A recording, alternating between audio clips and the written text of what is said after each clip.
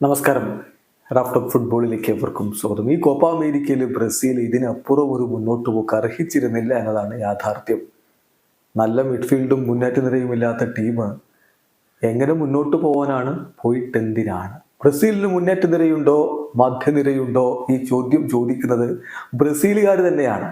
നമ്മുടെ ഇവിടുത്തെ ബ്രസീലിയൻ ആരാധകരുടെ കാര്യമല്ല പറയുന്നത്, ഇവിടുത്തെ ഫുട്ബോൾ അനലിസ്റ്റുകളുടെ കാര്യവുമല്ല, മറിച്ച് ബ്രസീലിയൻ പബ്ലിക്കിന്റെ ചോദ്യം, ബ്രസീലിയൻ മാധ്യമങ്ങളുടെ ചോദ്യം. ഗ്ലോബോ വളരെ കൃത്യമായിട്ട് പറയുന്നു, നാഷണൽ ടീമിന്റെ പെർഫോമൻസ് വളരെ ഡിസപ്പോയിന്റഡ് ആയിരുന്നു എന്ന് മാത്രമല്ല, മധ്യനിരയും മുന്നേറ്റ നിരയും വളരെ നിരാശപ്പെടുത്തി എന്ന്. ബ്രസീലിന്റെ മധ്യനിര കഴിഞ്ഞ കളിയിലൊക്കെ സംഭവിച്ചത് തന്നെ. ലൂക്കാസ് പക്കേറ്റും ബ്രൂണോ ഗുയിമാറസും ജാവോ ഗോമസും ചേർന്നുള്ള മധ്യനിരക്ക് വേണ്ട വിധത്തിൽ കളി പിടിക്കാൻ കഴിഞ്ഞില്ല. ഒരു 3 പാസുകൾ ഒരുമിച്ച് കംപ്ലീറ്റ് ചെയ്ത് എടുക്കാൻ പോലും അവർ ബുദ്ധിമുട്ടുന്ന കാഴ്ച. വളരെ ഫിസിക്കലായിട്ടുള്ള ഒരു ഗെയിമായിരുന്നു, ഒരുപാട് ഫൗളുകൾ കണ്ട ഗെയിമായിരുന്നു, ഒക്കെ ശരിയാണ്. പക്ഷേ കളി നിയന്ത്രിക്കാൻ ബ്രസീലിന്റെ മധ്യനിരക്ക് കഴിഞ്ഞില്ല.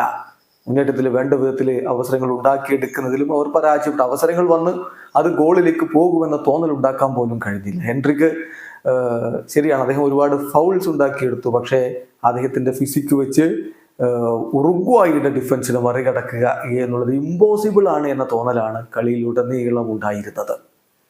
എന്തായാലും കൂടുതൽ വിശകലനങ്ങൾ നമുക്ക് മറ്റൊരു വീഡിയോയിൽ ചെയ്യേണ്ടതുണ്ട്. ബ്രസീലിയൻ ഫുട്ബോൾ എങ്ങോട്ട് എന്നുള്ളത് ചർച്ച ചെയ്യേണ്ടതുണ്ട്. ഇപ്പം ബ്രസീലിയൻ താരങ്ങൾക്ക് ബ്രസീലിലെ പബ്ലിക്കും ബ്രസീലിയൻ മാധ്യമം ഗ്ലോബോയും നൽകിയിരിക്കുന്ന റേറ്റിംഗ് നമ്മളൊന്ന് പരിശോധിക്കുകയാണ്. ഗോൾ കീപ്പർ ആലിസൺ ബെക്കർക്ക് നൽകുന്ന റേറ്റിംഗ്, ഗ്ലോബോ നൽകുന്ന റേറ്റിംഗ് 6 അദ്ദേഹം ഷൂട്ടൗട്ടിൽ ഒരു പെനാൽറ്റി തടഞ്ഞിടുകയൊക്കെ ചെയ്തു. മിക്ക പെനാൽറ്റികളും അദ്ദേഹം കൃത്യമായിട്ട് ഗസ് ചെയ്തിരുന്നു. പക്ഷേ സേവ് ചെയ്യാൻ അദ്ദേഹത്തിന് കഴിഞ്ഞില്ല. ഒരു പെനാൽറ്റി സേവ് ചെയ്തു, ബട്ട് അതുകൊണ്ടായിരുന്നില്ല. അപ്പം ഗ്ലോബോ നൽകുന്ന റേറ്റിംഗ് 6, അതേസമയം പബ്ലിക് നൽകുന്ന റേറ്റിംഗ് 2.8.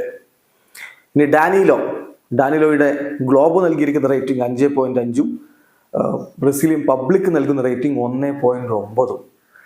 എദർ മിലിറ്റാവോക്ക് ഗ്ലോബ് നൽകുന്ന റേറ്റിംഗ് 6 ആണെങ്കിലും ബ്രസീലിയൻ പബ്ലിക് നൽകുന്ന റേറ്റിംഗ് 2.8 ആണ്. അദ്ദേഹം മികച്ച രൂപത്തിൽ ഡിഫൻസിലെ കാര്യങ്ങൾ കാത്തിട്ടുണ്ട്. ബട്ട് അൺഫോർച്ചുനേറ്റ്ലി ഷൂട്ടൗട്ടിൽ അദ്ദേഹത്തിന്റെ ഷോട്ട് തടയപ്പെട്ടിടത്ത് ബ്രസീൽ പുറകോട്ട് പോയി.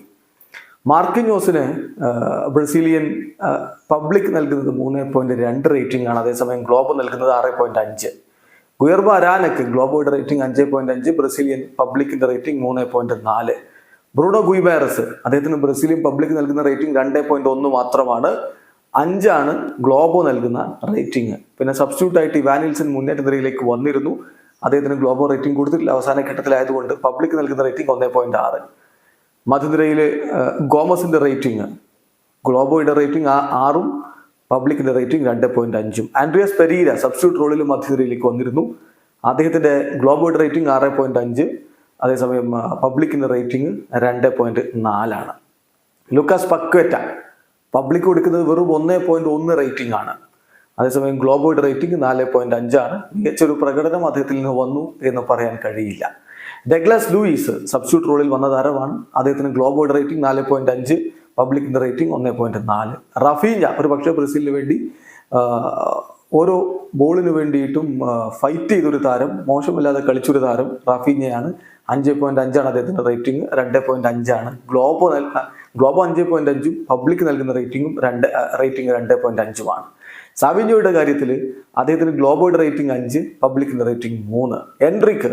എൻട്രിക്കിന് പബ്ലിക് നൽകുന്ന റേറ്റിംഗ് 2.2. അദ്ദേഹത്തിന് ഒരുപാട് അവസരങ്ങൾ ഉണ്ടാക്കിയെടുക്കാൻ പറ്റുന്നു, പക്ഷെ ഫിസിക്ക് ബുദ്ധിമുട്ടായി എന്ന തോന്നലാണ് ഉണ്ടാക്കിയത്. ചില അവസരങ്ങൾ അദ്ദേഹം നഷ്ടപ്പെടുന്ന അവസ്ഥയൊക്കെ ഉണ്ടായിരുന്നു. അതുകൊണ്ട് തന്നെ പബ്ലിക് നൽകുന്ന 2.2 റേറ്റിംഗ്, ഗ്ലോബോയുടെ റേറ്റിംഗ് 5. റോഡ്രിഗോ ആദ്യ പകുതിയിലൊക്കെ ശരിക്കും മങ്ങിപ്പോയിരുന്നു. എന്തായാലും അദ്ദേഹത്തിന് കൊടുക്കുന്ന റേറ്റിംഗ് 2.1 പബ്ലിക്കിൻ്റെത്. ഗ്ലോബോയുടെ റേറ്റിംഗ് 4.5. ഗബ്രിയൽ മാർട്ടിനെല്ലി സബ്സ്റ്റിറ്റ്യൂട്ട് ആയിട്ട് വന്ന താരം, അദ്ദേഹത്തിന് ഗ്ലോബോയുടെ റേറ്റിംഗ് 6.5, പബ്ലിക്കിന്റെ റേറ്റിംഗ് 2.5. പിന്നെ കോച്ച് ഡൊറിവാൾ ജൂനിയർ, അദ്ദേഹം ഡിസപ്പോയിന്റിംഗ് ആയിട്ടാണ് ടീമിനെ കൈകാര്യം ചെയ്തത് എന്നുള്ള ഒരു അഭിപ്രായം പൊതുവേ ഉണ്ട്.